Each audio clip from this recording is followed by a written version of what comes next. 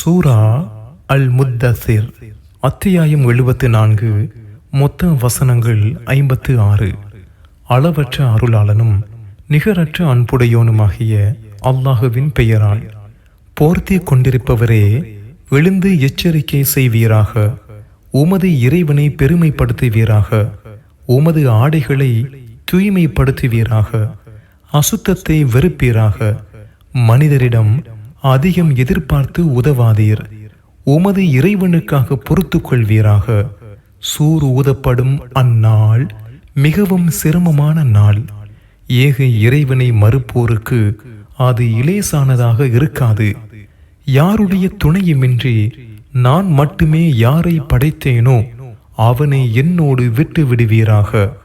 அவனுக்கு நீண்ட செல்வத்தையும் கூடவே இருக்கும் ஆண் மக்களையும் கொடுத்தேன். அவனுக்காக பல தயாரிப்புகளை செய்தேன்.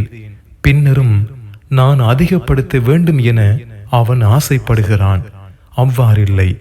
அவன் நமது வசனங்களை மறுப்பவனாக இருக்கிறான். அவனுக்கு சிரமம் தரும் வேதனை அளிப்பேன். அவன் நமக்கு எதிராக சிந்தித்தான், தீர்மானித்தான். ஆகவே அவன் சபிக்கப்பட்டான். அவன் எவ்வாறு தீர்மானித்தான்? பின்னரும் அவன் சபிக்கப்பட்டான்.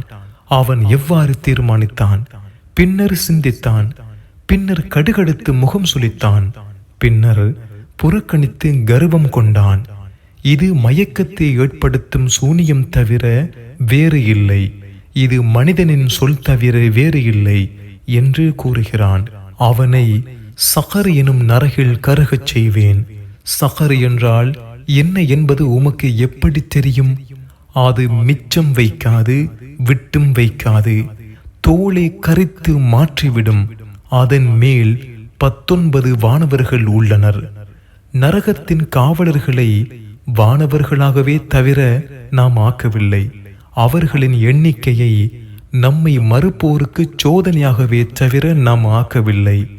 வேதம் கொடுக்கப்பட்டோர் உறுதி கொள்வதற்காகவும், நம்பிக்கை கொண்டோர் நம்பிக்கையை அதிகமாக்கிக் கொள்ளவும், நம்பிக்கை கொண்டோரும் வேதம் வழங்கப்பட்டோரும் சந்தேகம் கொள்ளாமல் இருப்பதற்காகவும், யாருடைய உள்ளங்களில் நோய் உள்ளதோ அவர்களும் நம்மை மறுப்போரும் இதன் மூலம் அல்லாஹ் என்ன முன்மாதிரியை நாடுகிறான் என்று கூறுவதற்காகவும் இவ்வாறு அமைத்தோம். இவ்வாறே தான் நாடியோரை அல்லாஹ் வழி தவறச் செய்கிறான். தான் நாடியோருக்கு நேரு வழி காட்டுகிறான்.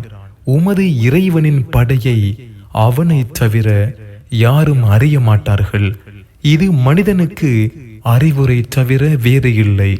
ஆம், சந்திரன் மீது ஆணையாக, பின்னோக்கி செல்லும் இரவின் மீது ஆணையாக, வெளிச்சம் தரும் காலை பொழுதின் மீது ஆணையாக.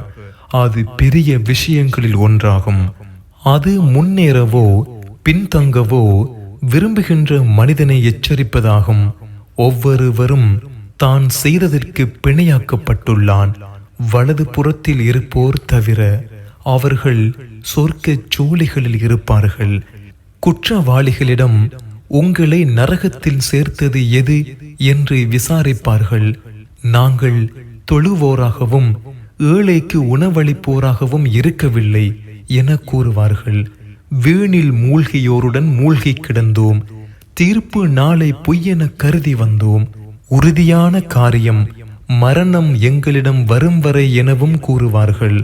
எனவே பரிந்துரைப்போரின் பரிந்துரை அவர்களுக்கு பயன் தராது.